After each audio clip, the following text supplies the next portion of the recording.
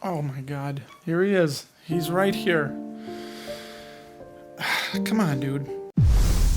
So I'm going to go ahead and say it. I think monthly dividend stocks, the concept of them are a little bit overrated, and a lot of investors can lose that focus on buying the business and instead focus too much on getting that dividend paid to you every 30 days instead of every 90 days. And while that does give you a little bit of a small compounding advantage, I do still think that a lot of investors tend to overreach and prioritize monthly dividend stocks. So I thought it would be really cool to put this video together for you, dear viewer, and show you 4 monthly dividend stocks, couple of which I actually own, that I think are worth owning and not just picking and throwing out some random garbage to you. So sit back, relax, and do understand that this is just for fun and entertainment. Put a few ideas in your old noggin and get you thinking about what monthly dividend stocks might be right for you. In the description below, I have a free spreadsheet for you, because if it's for free, it's for me, right? Of 83 monthly dividend stocks that I got from Sure Dividend. I went through all of them, and I added a column for what week they traditionally pay their dividend in, and then a Seeking Alpha dividend consistency score. And then another really great resource is a free article from Simply Safe Dividends, which is also linked in the description below, which I really do recommend checking that out for a really nice write-up and a lot of good ideas on 58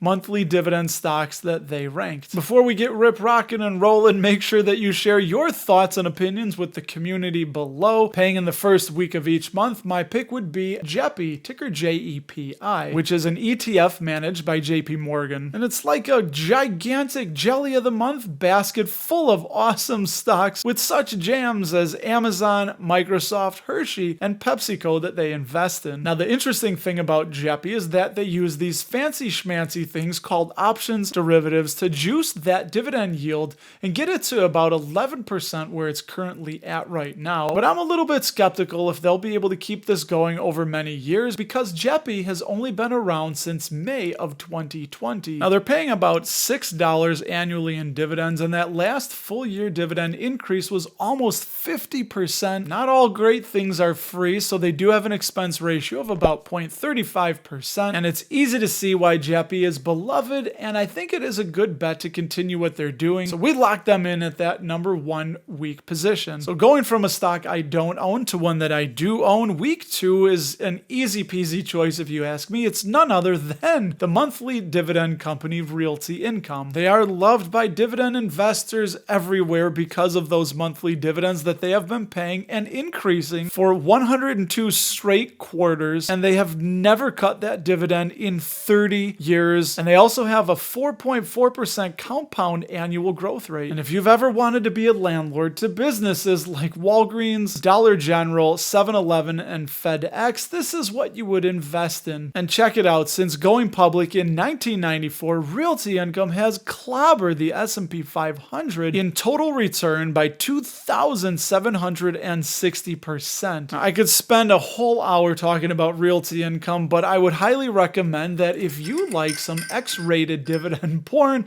well, baby, Realty Income is one of the finest purveyors of dividend porn. Moving on over to week number 3, we do have another stock that I own in Main Street Capital, ticker MAIN. Now, this one is a little bit iffy because it's sometimes the end of week 2, but usually the beginning of week 3, so it's kind of in that gray area, but they predominantly pay in week 3, so that's where we're locking them in at. And like Realty Income, they have never cut that dividend since their 2007 IPO. Now, they are a BDC, which is a business development company, and all that means is that they make loans to companies that are too big for your little regional banks, and the reward for providing that capital to those small and medium-sized businesses are they earn interest, they receive dividends, and sometimes they receive a share of the profits from those companies. So check it out. They have an 855% total return since their IPO, and they have paid $37.56 back to shareholders on that initial public offering price of $15 in October of 2007. That is just awesome to have gotten over twice your money back on that initial investment. They're internally managed, which means they run themselves. They have about a 7% dividend yield. So check out the link below for Main Street Capital's latest investor presentation, and I think that any serious dividend investor should be aware of the magic of Main Street Capital and see if they are right for your portfolio. Week number 4 could have went a lot of ways, and it's not a slam dunk,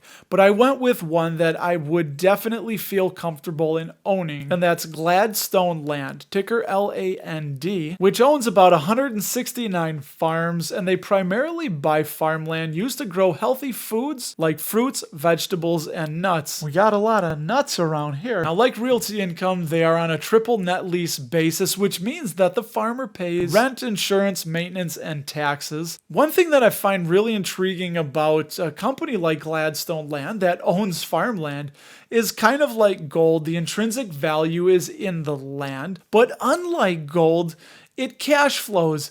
Where you have an ounce of gold, you're only going to ever have that ounce of gold for the next 10,000 years unless you lose the thing. But with farmland, it will cash flow and it will continue to fill your pockets with that sweet, sweet leafy green. On their last earnings call, Gladstone thinks that fresh produce is less volatile than some commodity farms like soybeans or corn, and have a gander on over here that they're diversified across the entire United States. Their dividend, though, has slowly been growing since 2013, and they do have a smaller yield of over 3%. And if you would like to check out Gladstone's last investor presentation, click the link in the description below. And if you missed the interview that I did with the millionaire dividend investor Sean, then I would highly recommend clicking the floating little box next to my head. If you were helped at all by the video, give us a thumbs up. And when you click the little box, Sean and I will talk to you there.